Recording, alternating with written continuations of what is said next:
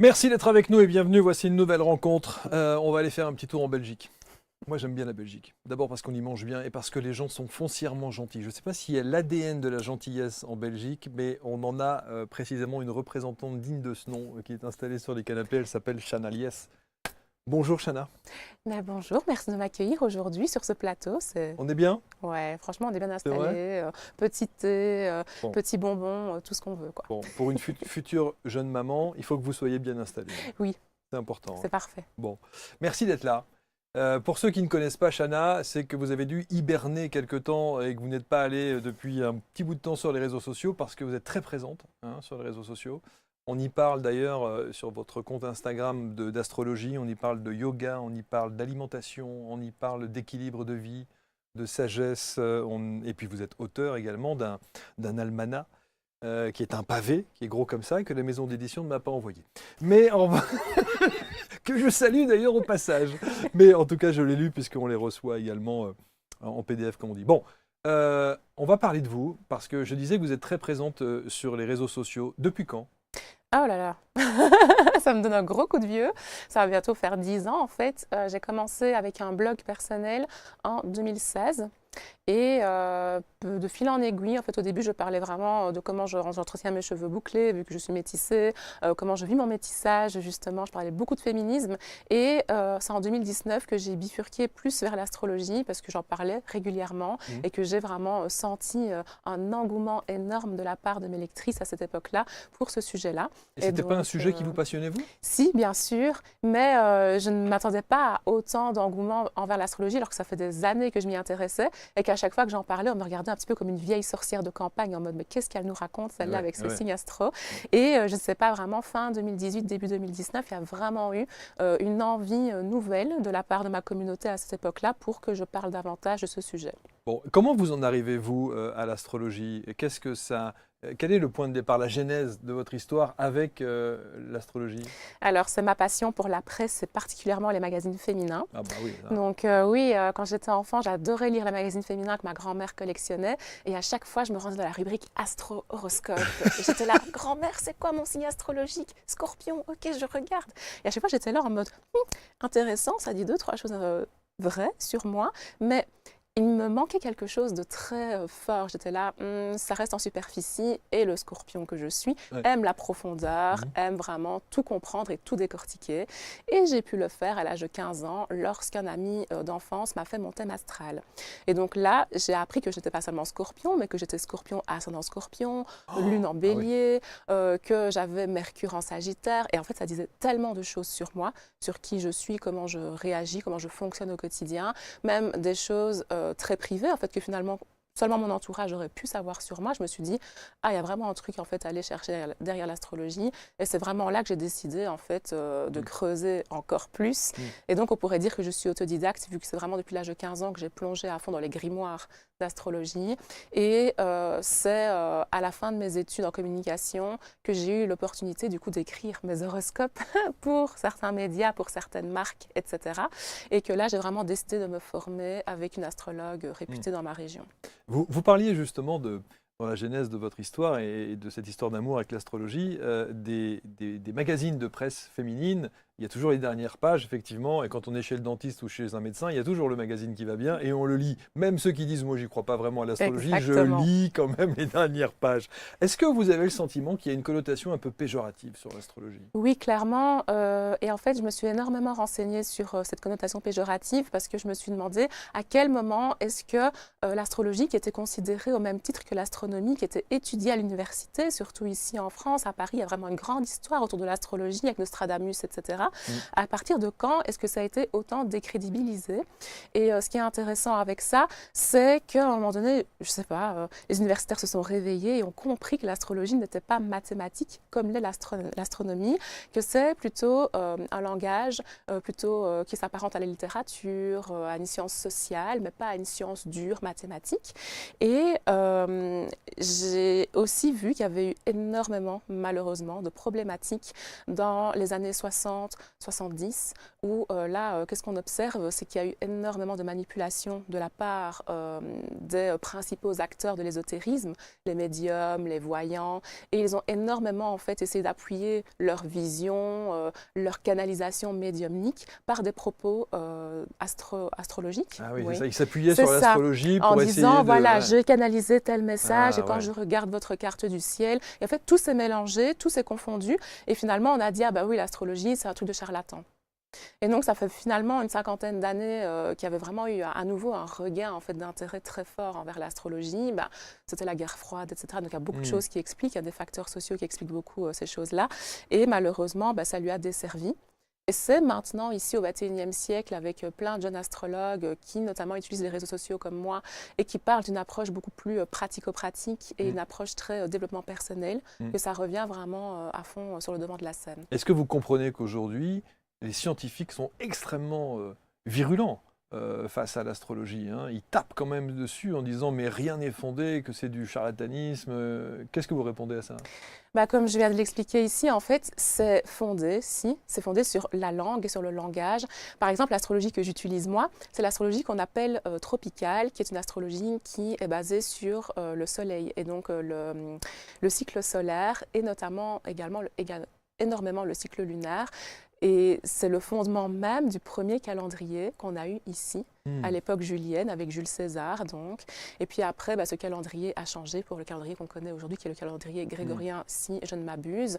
Et finalement, cette astrologie a été tellement importante dans plein d'étapes de notre vie. Encore aujourd'hui, les personnes qui sont dans l'agriculture, dans le vin, etc., s'intéressent énormément à la lune, jour fruits, jour racines, etc. Bien sûr. Et donc non, peut-être qu'on ne s'est pas prouvé par A plus B qu'en effet, si on est cancer, on va vivre telle et telle chose dans sa vie. Mais en tout cas, ça apporte une grille de lecture très intéressante et qui permet en fait de prendre un recul, je pense, qui peut être nécessaire dans certaines étapes de vie pour mieux se connaître soi et prendre des meilleures décisions en fait. Même les anciens, comme on les appelait, utilisaient beaucoup justement les mouvements lunaires, les mouvements des planètes, les saisons, etc. etc. C'est ça, donc je pense vraiment qu'au final, si on s'y intéresse autant et qu'on s'y est autant intéressé durant les dernières centaines d'années ici, c'est pas pour rien, parce que s'il n'y avait vraiment aucun fondement, bah, je pense que ça ne ferait pas 3000 ans que ce serait un débat. Je pense qu'on se serait dit, c'est bon, on laisse ça de côté, on n'en parle plus. Quoi. En tout cas, ça vous passionne. Ouais. Et alors, la problématique dans votre vie, Chana, c'est qu'il y a beaucoup d'autres sujets qui vous passionnent. Oui. Et donc, du coup, chaque sujet est une activité. Non, quand même pas. Non, vraiment, mes activités principales, bah, c'est l'astrologie, le yoga et du coup l'écriture. Ça, c'est vraiment mes trois créneaux d'activité, entre guillemets. Mais non, par exemple, dans ce livre du coup, que j'ai sorti fin d'année dernière, je parle également de nourriture, de méditation, de conseils bien-être du quotidien. Des petites choses que j'applique moi-même, des petites choses qui en effet me passionnent. J'adore cuisiner, j'adore recevoir du monde chez moi, etc. C'est très belge. Mais, très togolais aussi.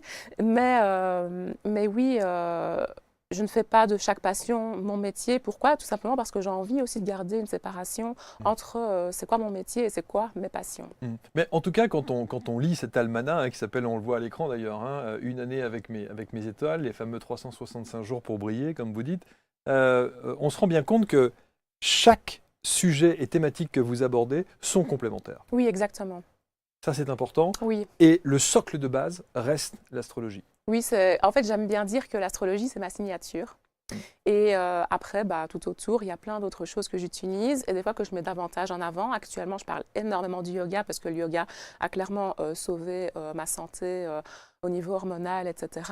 Je pense clairement que je ne serais pas enceinte si je n'avais pas intégré dans ma vie le yoga, la méditation, etc. Et donc, c'est pour ça que j'en parle beaucoup parce que ça me touche personnellement et que, entre guillemets, je suis un peu le produit fini de toutes ces recherches et de toutes ces expérimentations sur moi. Mais oui, ça reste vraiment fondamentalement ma petite touche à moi, l'astrologie. C'est intéressant ce que vous dites parce qu'effectivement, en fait, vous êtes l'exemple même de ce que vous préconisez et ce que vous dites, c'est-à-dire que vous avez expérimenté sur vous. Oui, c'est ça. En même temps, je ne peux pas imaginer parler de quelque chose et dire « oh, j'adore », etc. Et finalement, ne pas avoir les bénéfices par moi-même, ne pas les utiliser, ou ça n'aurait pas de sens, quoi. Et c'est ce que j'ai toujours fait. Et je pense que c'est pour ça aussi que je m'étais dirigée de base vers des études en journalisme et en communication, parce que j'ai toujours été curieuse, notamment curieuse et passionnée, justement. Et à chaque fois, j'étais en mode, pourquoi vous êtes passionnée par ça? Qu'est-ce qui vous nourrit intérieurement? Qu'est-ce que ça vous apporte de faire telle ou telle activité? Alors on va décortiquer un petit peu cet almanach qui est un beau pavé. Je trouve que c'est aussi une très belle idée de cadeau. Oui. Parce qu'effectivement, à l'intérieur, on y trouve beaucoup de choses. Est-ce que, avant de maîtriser ce que vous mettez à l'intérieur, il y a la nécessité de comprendre et de connaître l'astrologie? Pas forcément. Je pense qu'une personne qui est juste curieuse de l'astrologie peut vraiment s'y intéresser parce que, en fait, j'essaie vraiment de prendre le lecteur par la main et de dire, ben voilà, tout le monde connaît son signe astrologique, c'est comme son prénom. À part pour les personnes limites qui sont nées à la fin d'une saison d'un signe ou au début d'une autre, ça c'est avec l'heure de naissance que c'est défini, mais je l'explique par exemple. Et donc je pense que oui, finalement, une personne qui ne s'y connaît pas plus que ça, qui connaît peut-être juste son soleil, son ascendant, bah, elle pourrait totalement prendre en main le livre et justement apprendre des choses au fur et à mesure de la lecture. Est-ce qu'il faudrait avoir son thème avant de pouvoir... Non, pas avant, non. mais par contre, je conseille dans certains exercices de le faire et donc je donne tous les outils nécessaires pour le réaliser soi-même. Alors parlons de la construction de cet ouvrage. De quelle manière vous l'avez conçu? On a bien compris que ce sont des sujets de... Moi, j'ai relevé une quinzaine de rubriques dans votre... Alors on y parle de tout, hein. On y parle... comment aligner ses projets avec l'énergie du moment, les conseils bien-être, la rubrique, la fameuse to-do list, le moonboard, les énergies vibratoires, etc. Comment vous l'avez construit, cet almanach? Alors, de base, je l'ai construit vraiment avec toutes les petites choses que j'intègre dans mon quotidien. Donc, c'est comme si ce livre, c'est comme si je donnais ma propre routine quotidienne aux gens qui vont le lire. Ouais. Donc, c'est-à-dire que le matin, je me lève, j'aime bien prendre un moment pour faire mon petit thé. C'est vraiment le premier réflexe que j'ai. Puis alors, je vais regarder quel jour on est, je vais me questionner, OK, c'est quoi mes projets du moment? Qu'est-ce qui se passe actuellement dans les astres qui peut potentiellement m'aider à avancer sur tel projet ou au contraire me freiner dans tel projet? Quels sont les questionnements que je peux avoir en ce moment, les stress, l'inquiétude, les angoisses, peu importe. Et sur base de ça, je vais vraiment mettre en place une routine et je la change en fonction des saisons parce que j'estime qu'en hiver, j'ai clairement pas la même énergie qu'au printemps ou en été, par exemple. Et c'est ce que j'essaie de faire comprendre aux personnes qui auront cet ouvrage en main, qu'on est cyclique et que c'est normal, on est des êtres vivants, on est des êtres humains sur cette terre. On le voit aussi chez les animaux qui hibernent, par exemple, et puis après qui sont en pleine forme. Et en fait, nous, on hiberne peut-être pas, mais on a quand même cet hiver interne, ce soleil interne, surtout quand on est une femme. Chez un homme, c'est différent, même s'ils vivent aussi les 4 saisons comme nous à l'intérieur d'eux, mais c'est encore plus fort. Et il y a vraiment ce truc où je me dis, OK, on arrive dans telle saison. Donc du coup, je vais essayer de manger de saison. Je vais essayer vraiment de me booster un maximum, de voir si je ne dois pas prendre tel complément alimentaire. Parce que là, j'ai décidé de me lancer un gros challenge alors qu'on est en hiver, que je sais que mon énergie baisse. Et donc là, je vais vraiment faire attention très fortement à mon alimentation. Je vais essayer de rester active au niveau du sport parce que plus on reste dans une énergie... comment dire, yin est très réceptive, douce, un peu endormante, plus on va finalement dormir. Donc c'est vraiment cette idée-là de rééquilibrer finalement la balance et de s'aider soi-même à avancer, à cheminer vers ses objectifs. Et donc clairement, on va retrouver ce que je fais moi dans mon quotidien, c'est-à-dire méditer, pratiquer un sport ou l'autre, essayer de cuisiner un maximum maison, chez moi, etc. L'astrologie, parce que ça fait partie de ma planification de projet, personnellement. C'est pas le cas pour tout le monde, mais ça peut être un outil de planification, l'astrologie. C'est pour ça qu'on l'utilisait à l'époque et que les politiciens, des fois encore aujourd'hui, l'utilisent. Donc oui, c'est tout ça, en fait. C'est tous ces petits secrets, ces petites clés que j'ai essayé de m'apporter à moi-même et que j'offre aujourd'hui. Et vous savez quelle est la réflexion qu'on risque de vous faire quand on vous entend? Parce que évidemment, tout ça est très bien expliqué dans votre ouvrage, c'est un almanach très complet. On va se dire, la première chose, on va dire, mais elle a le temps. Ah oui.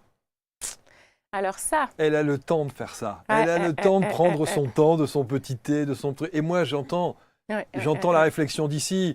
Il y a 2 enfants, ça court, l'école, attention, le petit-déj, il faut se bouger, etc., etc. Vous allez être maman, donc vous allez bien savoir de quoi vous parlez. C'est ça, exactement. Mais, bon. Et ça, c'est quelque chose qu'on me dit souvent. C'est très vrai qu'à chaque fois, j'ai tout le temps des demandes.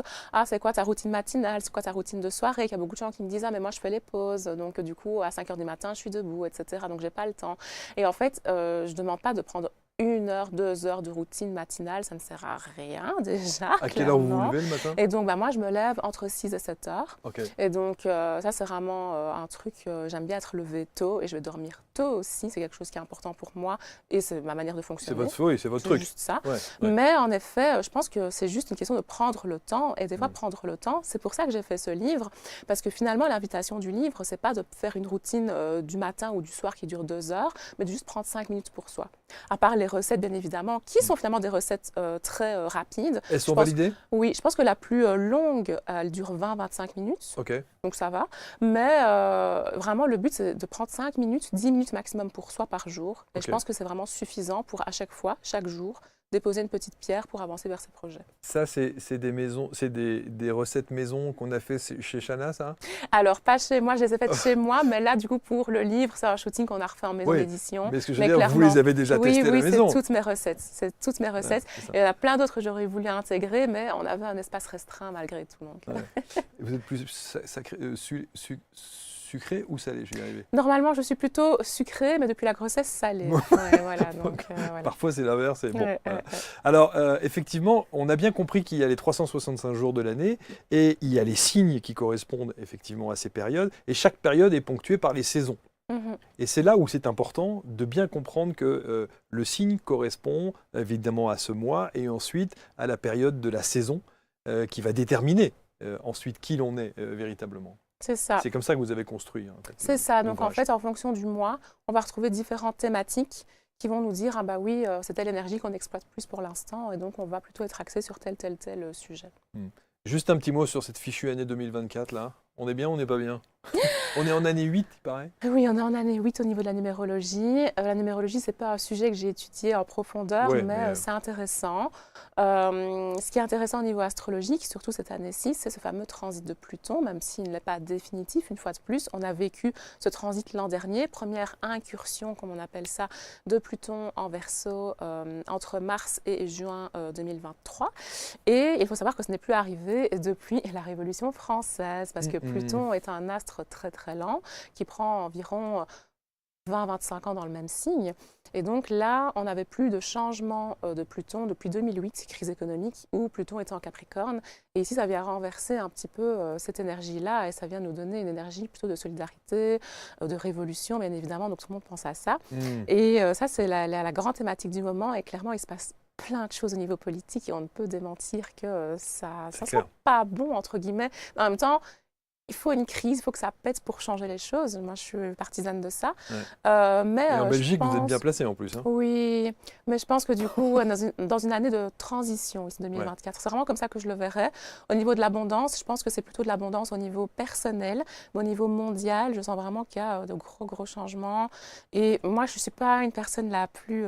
Allez, je ne vais pas dire que je suis pessimiste, loin de là, parce que sinon, je ne ferais pas ce que je fais, mais je suis très rationnelle par rapport à certaines choses. Et comme j'ai pu l'écrire pour le magazine Téléstar, je pense vraiment qu'il y a des crises qui vont devoir passer malheureusement par des guerres, malheureusement par des grosses crises au niveau de la santé, etc. Et on a vécu une crise sanitaire récemment.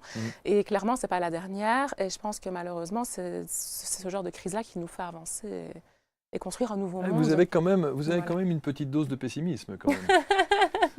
On pourrait dire, mais finalement...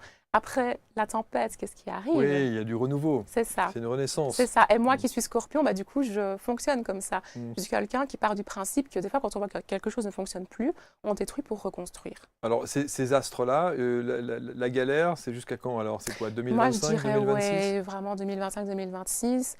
Allez, maximum 2027, surtout ici en Europe. Je pense qu'on pourrait tirer jusqu'à 2027. Mais je me rappelle quand j'avais été en contact pour la première fois justement avec la rédactrice en chef du magazine pour lequel j'écris chaque année, ce fameux grand horoscope de l'année. C'était en 2020, 2019-2020. Et je lui avais dit, en tout cas jusqu'à 2024... on est dans cette énergie-là, il faudra s'y faire.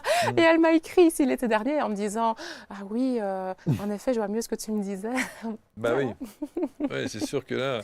Alors, il y a aussi, on a fait des émissions hein, sur l'astrologie, il y a une polémique sur le nombre de signes. Ah non, pas ça. Ah non mais On est obligé de. Moi, on a déjà eu l'occasion d'avoir des astrologues ici. Oui. Et vous avez des astrologues qui disent effectivement voilà, les 12 signes, voilà, bon, on est 12 mois de C'est l'année. ça. Machin. Et des scientifiques qui disent baliverne parce qu'il y en a 13. Oui, c'est ça, mais à nouveau, c'est la question entre l'astronomie et l'astrologie. Si on prend purement l'astronomie, le Soleil passe à travers 13 constellations sur l'année. Alors qu'en astrologie, qui est un langage, comme je le répète, on part du principe que quelqu'un est né sous le signe de la balance entre le 22 septembre et maximum le 23 octobre d'une année, parce que c'est l'équinoxe d'automne, et donc le jour et la nuit sont égaux, et donc c'est le signe qui va incarner l'harmonie, l'équilibre, par exemple. Et donc c'est un langage. Si, par exemple, vous êtes Cancer, ben c'est parce que c'était le solstice d'été, c'était la période la plus ensoleillée de l'année, c'est ce moment où on passe du temps près de la plage, Voilà. on retrouve la famille. Et en fait, c'est plein des choses symboliques. Ça que je dis, c'est hyper intéressant, surtout qu'au final, ça parle énormément de notre culture populaire ici en Europe, parce que ces 12 archétypes, on regarde une série télévisée, on lit un livre, on va retrouver ces archétypes-là. L'archétype du méchant, c'est le scorpion. L'archétype de l'intellectuel, c'est le gémeaux. J'allais vous poser la Donc, question, oui. il y a des bons et des mauvais signes? Mais non, il n'y a pas de bons et de Non. mauvais signes. C'est juste qu'il y a des énergies. Elles ont toutes leurs défauts, toutes leurs qualités, mais il y a des archétypes. Et donc, par exemple, l'archétype clairement masculin, ça va être le bélier. L'archétype de la féminité, justement, c'est la balance, l'harmonie, la beauté, tout ça, tout ça. Et en fait, ce sont des archétypes, 12 archétypes qui ont été construits sur base de notre culture qui est fondamentalement européenne ici. Et même si on parle différentes langues, même si on a différents rites et coutumes, finalement, on a une vision très similaire dans tous les pays d'Europe de la vie. Et quand on parle d'astrologie, bah d'office, que je parle à une personne qui est née en Espagne, qui est née en Scandinavie ou ici, bah elles vont se reconnaître, elles vont se retrouver dans l'astrologie tropicale parce que c'est un inconscient collectif qu'on partage tous et Alors, toutes. là aussi, c'est très intéressant parce que lorsque certains balaient comme ça d'un revers de main l'astrologie, l'argument aussi, c'est de dire si on prend 100 personnes scorpions et qu'on détermine un horoscope pour les scorpions, les 100 personnes, voilà. Ils vont tous se reconnaître, ouais, c'est ça. Et donc, il y a beaucoup du placebo. Surtout dans les horoscopes très courts, dans les magazines. C'est pour ça que moi, j'ai vraiment pris parti de travailler avec des magazines qui me laissent m'exprimer comme je l'aimerais le faire, avec un maximum de caractère et d'écriture possible, et avec vraiment l'espace pour expliquer correctement c'est quoi l'astrologie. Et c'est sûr que quand on fait que 3 lignes, c'est tellement réducteur, parce que quand on voit un thème astral, il y a une vingtaine d'éléments sur un thème astral. Bien sûr. Donc on est tous différents, on est tous uniques, parce qu'on est tous nés à une heure différente, Amour, etc. travail, mais santé. Oui.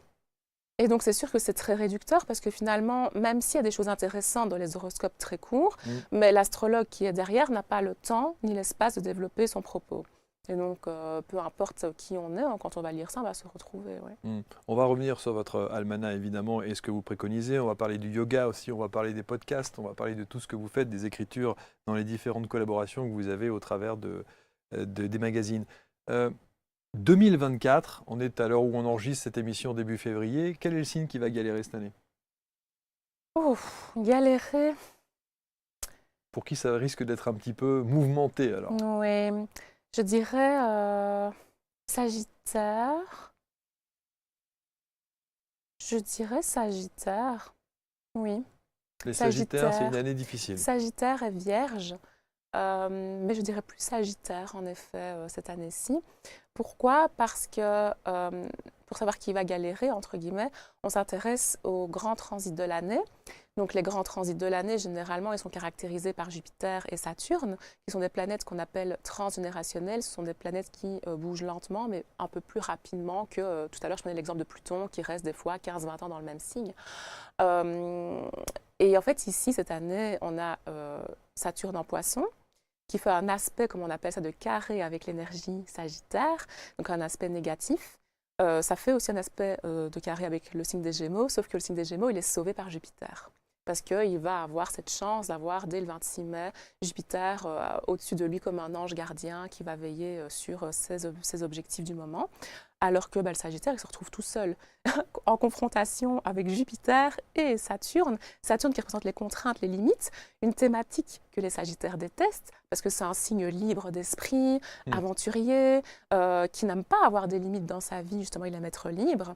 Et à côté de ça, on a Jupiter, vraiment la chance, qui va se retrouver, bam, frontalement opposé à ce signe, et qui va se dire « Ah, cette année-ci, j'ai l'impression que j'ai plus de projets que prévu qui stagnent. » Ou peut-être que j'ai besoin de prendre plus mon temps. Sauf que c'est un signe impatient, impulsif, qui va se dire « Mais non, moi j'ai envie que les choses bougent et que ça aille vite. » C'est pour ça que je pense que ça va être plus difficile à vivre l'année 2024 pour ce signe-là, alors que pour la Vierge, qui vit le même genre d'aspect, c'est un signe qui est capable de se remettre en question et de patienter. Dans le terme vraiment archétype du signe, quoi, donc. Alors évidemment, par opposition, quel est le signe pour qui c'est l'euphorie en 2024? Mais du coup, c'est le taureau et les gémeaux, du coup, vraiment ces deux signes-là. Donc le taureau, parce qu'il a la chance d'avoir Jupiter pour l'instant au-dessus de sa tête, justement cet ange gardien, entre guillemets, jusqu'à fin du printemps. Et en même temps, Saturne lui est favorable en poisson, donc ça lui permet de construire des projets. Et le signe des Gémeaux, à partir de la deuxième moitié de cette année-ci, va avoir Jupiter qui va l'aider. Mais il y a quand même Saturne en confrontation.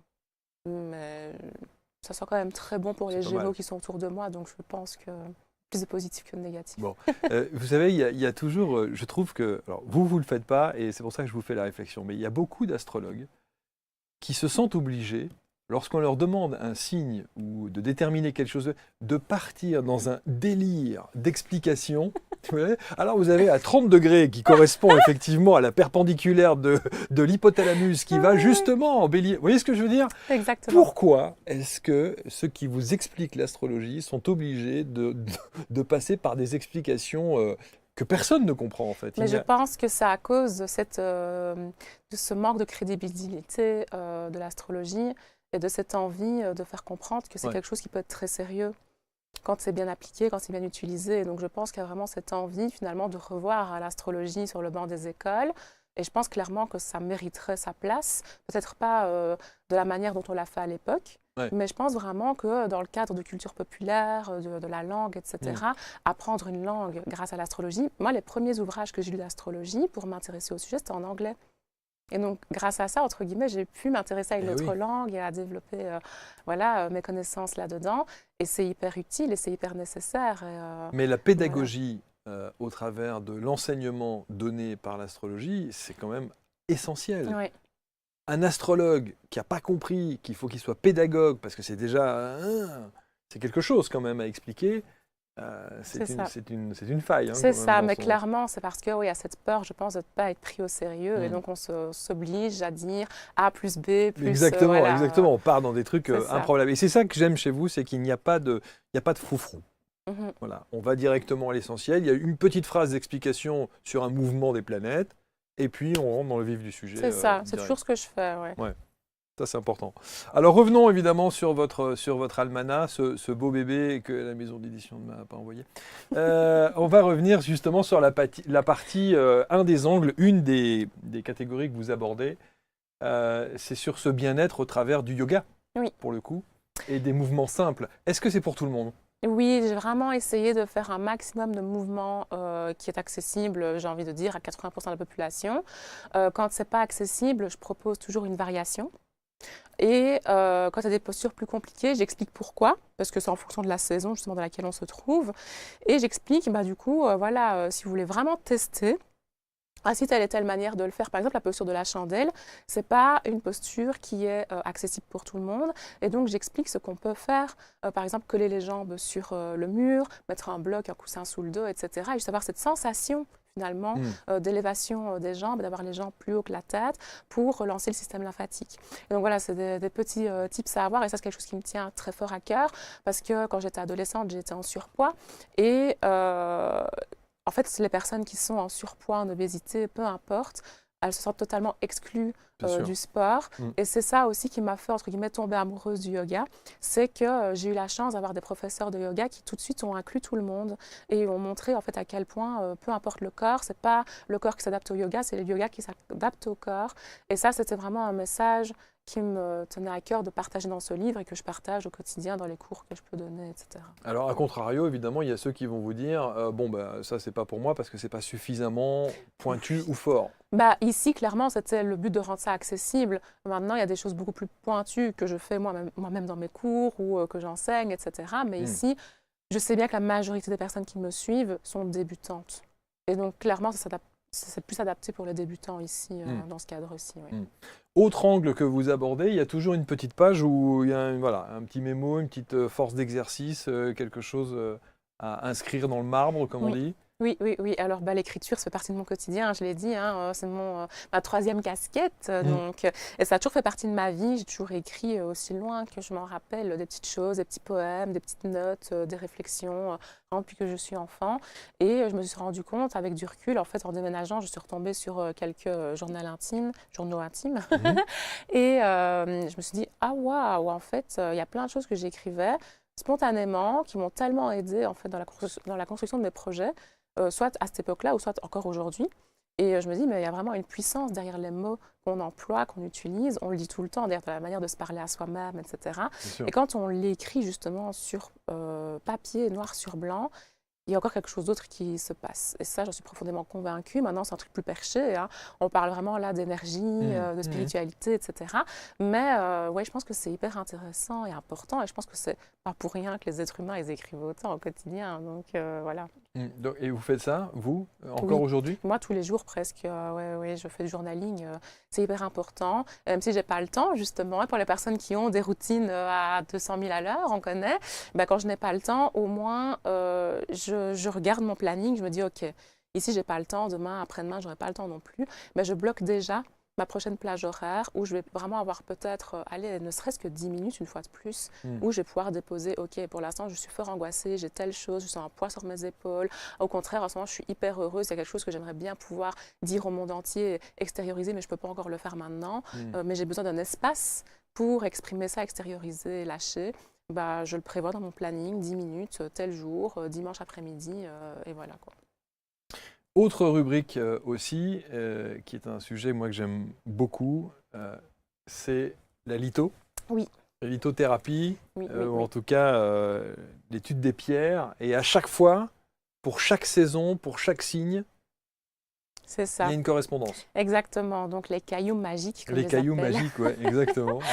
Et donc, ça, c'est quelque chose dans lequel je suis formée, pour moi personnellement, mais que je n'ai jamais pratiqué en tant que professionnelle. Okay.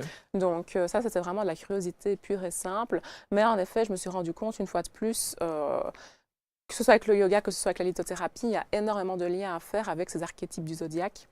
Et donc clairement, ici par exemple, la pierre de lune, c'est une pierre que j'associe énormément à l'énergie cancer, qui est le signe qui est représenté par la lune dans le zodiaque, dans l'astrologie, pour la sensibilité, l'émotivité de ce signe. Et clairement, la pierre de lune, elle parle de ça. Donc je ne pouvais pas ne pas faire le lien. Et je me suis dit, OK, donc pour chaque saison de signe, j'ai vraiment envie de mettre en avant 2-3 pierres qui vont peut-être permettre à certaines personnes qui notamment ont des difficultés avec l'énergie de certains signes, parce qu'on a tous ce signe qu'on n'aime pas, qu'on déteste, etc. Et j'adore les personnes qui me disent ça, parce que souvent, le signe qu'elles n'aiment pas, c'est un signe avec lequel elles doivent travailler en elles-mêmes. Donc souvent, c'est une énergie... C'est-à-dire que c'est révélateur de ce qu'elles sont réellement, de leurs problématiques. Oui, c'est ça, de leurs problématiques, exactement. Okay. Donc, j'ai déjà parlé plein de fois. Moi, j'ai une problématique immense dans ma vie avec le signe du Verseau. Et justement, le signe du Verseau, il représente la liberté, il représente cet envol, etc. Et en fait, j'avais du mal parce que moi, c'était une époque de ma vie où je ne pouvais pas être libre, prendre mon envol, etc. Okay. Donc, ça parlait vraiment profondément de mes problématiques. Et donc, oui, je pars vraiment de ce principe-là. Et donc, je me dis, ça peut aider aussi certaines personnes à une fois de plus relativiser, lâcher prise, peut-être par rapport à un problème, par rapport à un conflit qui se répète dans leur vie, un schéma répétitif, clairement. Donc, ouais, est-ce que ça veut dire que, donc, du coup, les cancers sont des personnes qui devraient porter la pierre de lune? C'est une pierre qu'on pourrait considérer comme étant associée au signe du cancer, donc qui vont, entre guillemets, amplifier, accentuer les traits caractéristiques, les caractéristiques de ce signe-là. Maintenant, moi, ce que j'aurais tendance à conseiller, justement, c'est de porter des pierres qui ne sont pas associées à son signe pour contrebalancer. Voire l'opposé même. Ouais. Ok. Bon. C'est ça. En tout cas, vous l'expliquez très très bien. Il y a évidemment sur chaque signe une explication. Oui. Et un mot sur les illustrations peut-être qui sont très très bien faites. C'est vraiment un almanach très illustré. Oui, bah, c'était vraiment mon envie. Je voulais vraiment que les gens ne s'ennuient pas en lisant et que chaque jour, ils ont envie de voir les couleurs et les nouvelles pages qui défilent et que ça mette aussi des couleurs dans leur vie, surtout quand il pleut comme actuellement. Mmh. Mais oui, à chaque fois, je dis, ben voilà, ici l'énergie cancer, donc on va travailler du coup sur cette énergie de la famille, cette énergie de l'empathie, de l'intuition, de l'émotivité. Donc voici par exemple les projets qu'on pourrait imaginer pour le mois de juillet. Et alors à chaque fois, je vais faire un focus sur ce signe-là en expliquant c'est quoi ces énergies, etc. Et pour les illustrations, bah, j'ai vraiment donné un code couleur. Mmh. Et alors des petites choses que je voulais qu'elles soient représentées, comme les petites étoiles, les petites lunes ici pour les yeux, etc. Mais oui, c'était assez fluide finalement et ça s'est inséré C'est bien. vous qui avez dessiné, non? Non, non, Non, c'est non. une illustratrice. Une illustratrice. Oui, oui. En tout cas, c'est très bien fait. Il y a une rubrique, il y a deux rubriques, moi, que je trouve assez incroyables. Il y a l'exercice d'écriture intuitive. Ça, c'est difficile pour beaucoup de personnes. Mais oui, Oui, oui, oui. mais oui. Ou alors, il faut être très bien accompagné, donc il faudrait vous avoir à côté. Ouais. Mais à chaque fois, je donne plein de petits conseils en fonction de la thématique. Et des fois aussi, quelque chose que j'aimerais rappeler aussi à travers cette interview, c'est que chaque jour, je dis de faire telle chose, mais si un jour on se dit ça passe pas ou c'est pas l'énergie du jour, c'est OK de reporter à plus tard aussi, de passer au jour suivant ou à 3 jours après et après de revenir aux 3 jours avant. Donc par exemple, mais clairement par rapport à l'écriture intuitive, c'est pas un exercice facile, mais c'est un exercice que beaucoup de personnes devraient faire plus régulièrement, Ouais. juste pour prendre la température émotionnelle et la température intérieure du moment, parce qu'on est tellement pris dans 10 000 choses à la fois dans le quotidien que des fois on oublie juste de revenir à soi. OK, qu'est-ce qui se passe là? Pourquoi est-ce que j'ai réagi au quart de tour à ce moment-là? Pourquoi est-ce que là, cette personne-là m'a dit telle chose, ça m'a blessée alors que de base, j'aurais été moins choquée, moins heurtée par ces mots-là? Pourquoi est-ce qu'à contrario, il y a telle chose qui ne s'est pas passée alors que j'ai mis tellement d'espoir et d'énergie dans ce projet? Et donc, je pense que ça aide beaucoup le journaling à se libérer. Et une fois de plus, comme je dis, c'est un truc qu'on faisait quand on était enfant. C'est pour ça que j'ai retrouvé tous ces carnets dans lesquels j'écrivais quand j'étais enfant. Et je me dis, mais, pourquoi est-ce qu'on arrête à un moment donné? Qu'est-ce que ça a fait? Qu'est-ce que ça a procuré chez vous, le fait d'écrire comme ça? C'était quoi? Libérateur? Ah ouais, C'était- libérateur, en fait, c'est ça. À chaque fois que j'écris, j'ai l'impression que je fais du vide, de l'espace en moi-même pour laisser la place à autre chose, quoi. Et il en faut un peu de place. Ouais. C'est sûr, il faut de l'espace. Sinon, finalement, des fois, on peut justement se tuer à la tâche, essayer de faire les choses jusqu'au bout et puis ne jamais voir l'aboutissement. Parce qu'en fait, il n'y a juste pas l'espace dans sa vie, pas l'espace dans sa tête. Et donc, c'est ça aussi que c'est important de conscientiser. Et maintenant, voilà, c'est encore un petit peu, entre guillemets, un truc de perché ici. Parce que clairement, moi, je pense aussi au niveau énergétique, qu'à un moment donné, quand on est full, c'est comme si on avait un vase qui est plein, qu'on ne déverse jamais. Ben, il y a un moment donné où il faut le vider et le remplir d'autres choses, quoi. Ouais. Et c'est vrai que là, effectivement, c'est bien expliqué, c'est bien amené, et c'est encore une fois avec des choses simples et courtes. Oui, ça aussi, parce que pour les personnes qui n'ont pas du tout l'habitude de faire cet exercice-là et qui n'écrivent jamais, je ne demande jamais d'écrire un pavé entier. Ouais. Et d'ailleurs, les premiers exercices de journaling, c'est vraiment des petites questions ou des fois, même juste répondre 3 mots, c'est suffisant. Ouais. Et c'est ça aussi, vraiment amener les choses de manière simple, ludique, et pas se dire que c'est une contrainte, mais au contraire que c'est quelque chose de fun à faire. Oui, on n'est pas obligé de faire un livre. Ouais.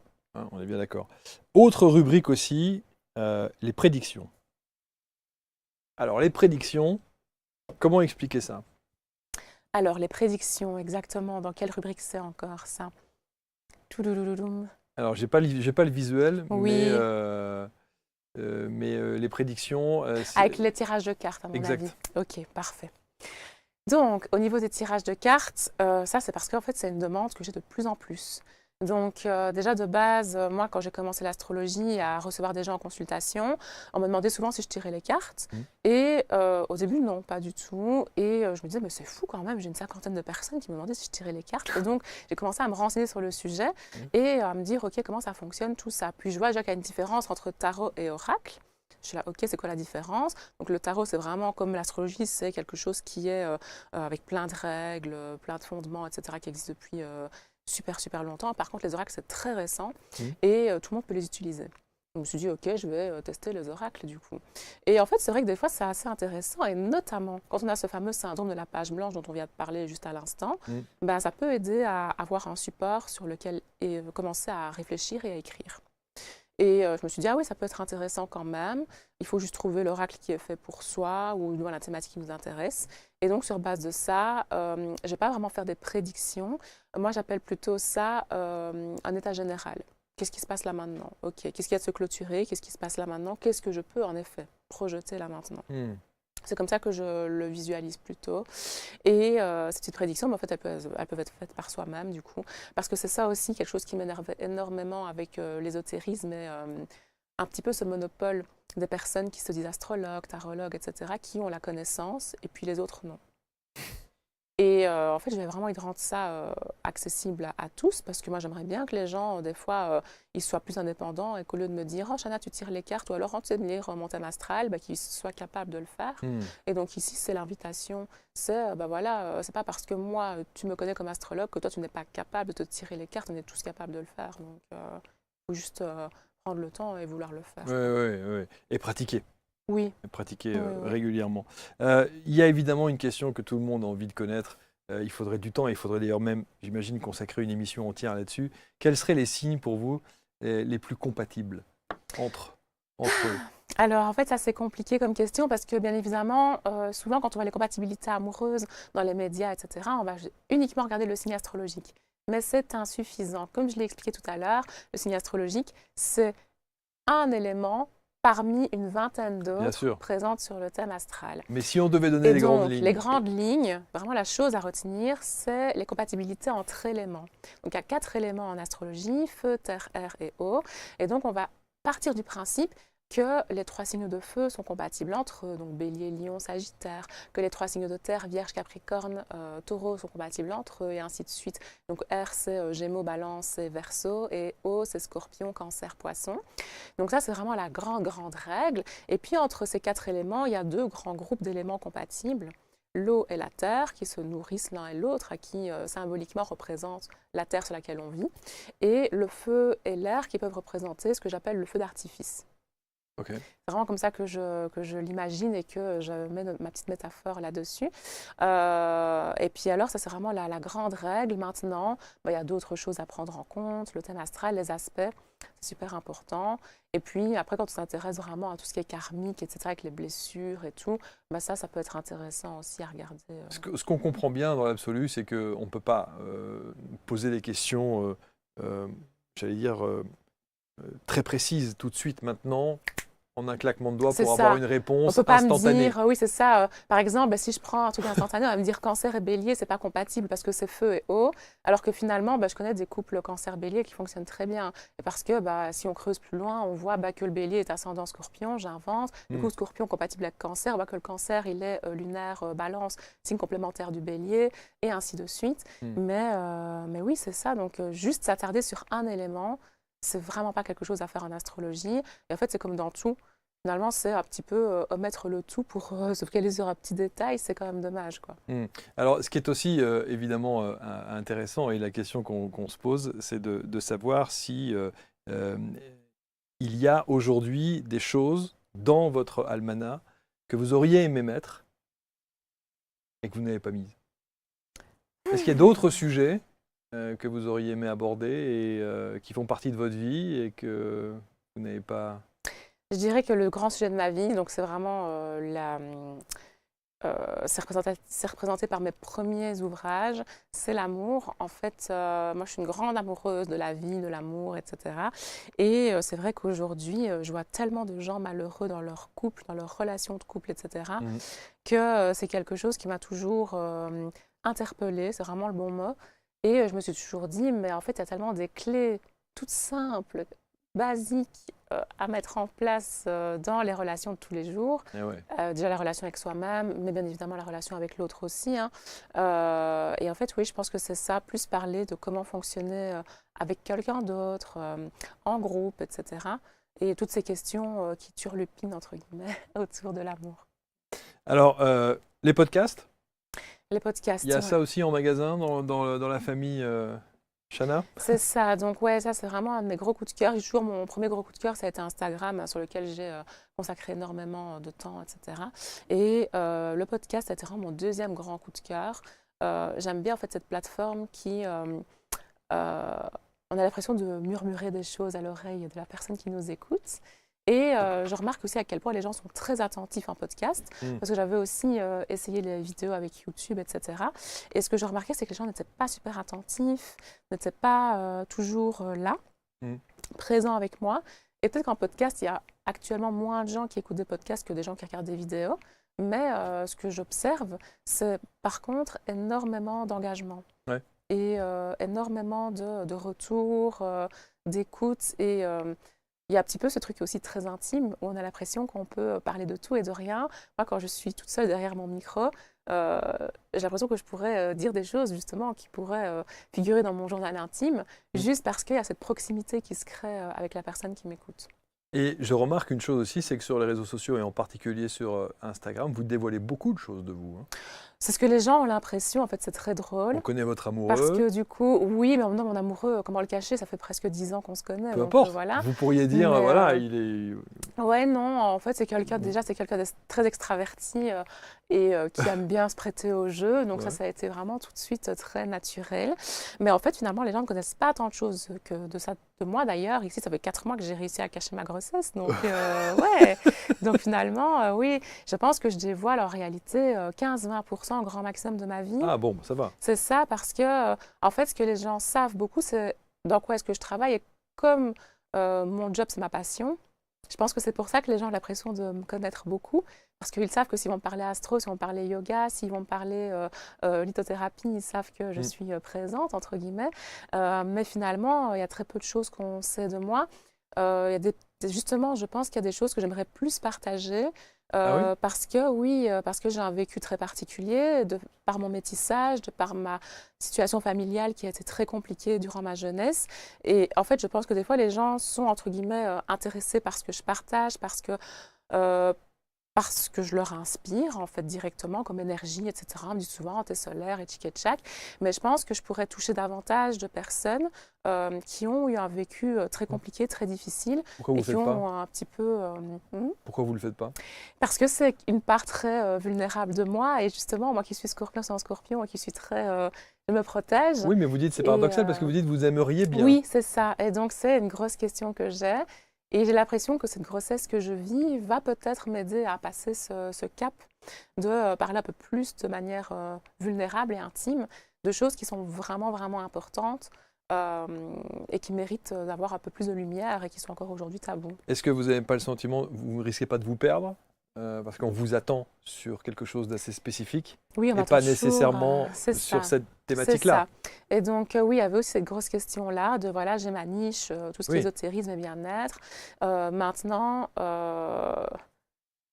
Est-ce qu'on a vraiment envie de savoir... Déjà, il y a ça, mais je pense que c'est important. Vraiment, je suis très militante dans ma manière d'être, dans ma manière de fonctionner au quotidien. Et donc, je pense qu'il y a des histoires qu'on a besoin d'entendre. Et moi, je sais bien qu'il y a plein de personnalités. Si je prends Cindy Bruna, qui a écrit son magnifique livre, justement, chez HarperCollins, sur l'enfance qu'elle a vécue avec sa maman qui a été battue par son ex-beau-père, etc. Et ben, finalement, Cindy Bruna, elle l'attend pas là. On l'attend en shooting, en train de poser pour l'une ou l'autre marque, etc., sur un tapis rouge. Et le fait qu'elle ait montré cette partie d'elle, je me suis dit, waouh, mais c'est tellement riche, tellement puissant, parce que cette dame, elle a fait ça dans sa vie.